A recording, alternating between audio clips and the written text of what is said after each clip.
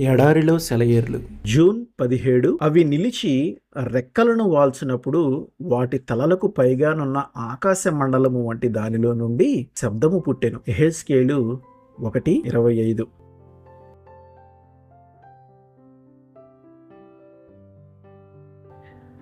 రెక్కల్ని వాల్చడం ఏమిటి?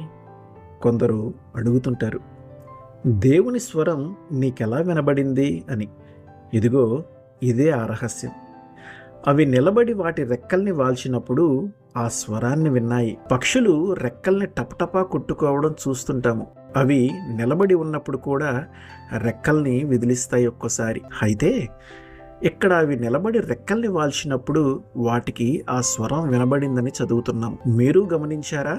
మనం కొన్నిసార్లు దేవుని సన్నిధిలో కూర్చొని లేక మోకరించి ఉన్నప్పటికీ మన ఆత్మ టపటపా కొట్టుకుంటూనే ఉంటుంది. ఇది ఆయన సన్నిధిలో నిజమైన ధ్యానం కాదు. ఓ బంధువు చాలా కాలం క్రిందట తాను ప్రార్థించిన ఓ విషయాన్ని గురించి నాతో చెప్పింది. కానీ జవాబు వచ్చేదాకా నేను ఎదురు చూడలేదు అందామె. అంటే ఆయన స్వరం వినేంతలా నిశ్శబ్దం అయిపోలేదామె మనస్సు. ప్రార్థించి లేచిపోయి ఆ విషయాన్ని గురించిన సొంత ఆలోచనలో పడిపోయింది. ఫలితం శూన్యం. మళ్ళీ మొదటికొచ్చిందే ఆమె పరిస్థితి. ఎంత శక్తి వ్యర్థమవుతుంది? మన రెక్కల్ని వాల్చుకొని ఆయన ఎదుట మౌనముద్ర వహించినందువల్ల ఎంత సమయం వ్యర్థం అయిపోతుంది. ఆయన నుంచి సమాధానం వచ్చేదాకా మనం కనిపెడితే ఎంత ప్రశాంతత, ఎంత విశ్రాంతి. అప్పుడే మనం కూడా మెరుపులాగా నేరుగా ఆత్మ ఎక్కడికి పోతుందో అక్కడికి పోగలం. అవును, అప్పుడే. కదలకు, మౌనంగా ఉండు.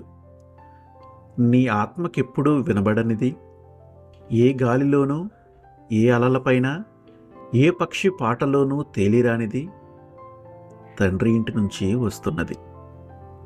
దిగులు పడ్డ మనసుని అలరించే సందేశం. కదలక మౌనంగా ఉంటే వస్తుంది నీ చెంతకి. కదలకు, మౌనంగా ఉండు. లీలగా మధురంగా ఒక సన్నిధి, మృదువుగా చప్పుడు లేని పాదధ్వని యేసు పంపిన ఆదరణకర్త. ఆయన బోధకర్తాలు చెప్పేందుకు, ఎదురు చూసే నీ ఆత్మని నింపేందుకు వస్తున్నాడు. ఆ సందేశం ఆలకించి నాలోని ఆత్మ మౌనం వహించు. ఆమెన్.